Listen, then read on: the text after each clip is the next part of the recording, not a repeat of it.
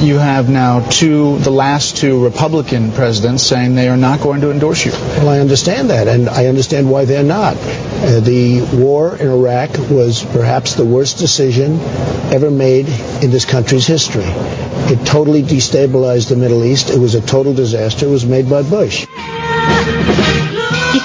Not a bad point. Well, he did reject Bushism, and the people accepted what Donald Trump said. So, in that case, I guess it's not surprising that the Bushes don't endorse. I mean, you would think that if you want to kind of get on board with where the country is, then you would say, look, we made some mistakes, but we're going to work with this new exciting coalition of voters.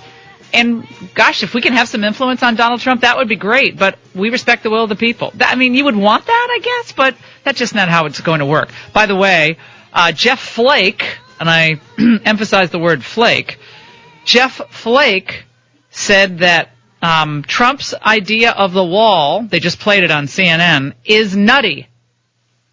Nutty, he said. But it's not nutty to let millions and millions of people over the years cross the border illegally or overstay their visas. Is that nutty? Or is just actually defending your border nutty?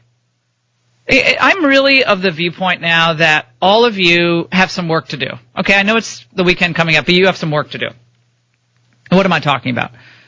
I think you have to all call your congressmen and your senators and say, get on board the Trump train. Get on board or get out of the way.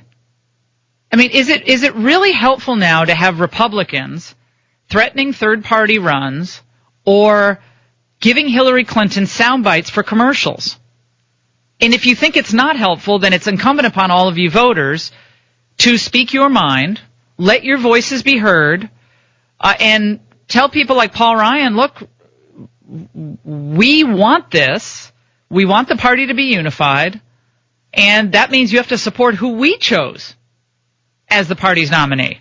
He's the Speaker of the House for the Republican Party, for the Republican coalition on Capitol Hill. He only represents one district in Wisconsin.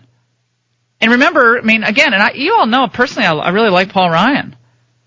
But, I mean, when you ran with Romney, you couldn't even help Romney win your home state. He lost Wisconsin in 2012. I'm not even saying that's a horrible thing. I mean, but he just won 27 states. 27 states.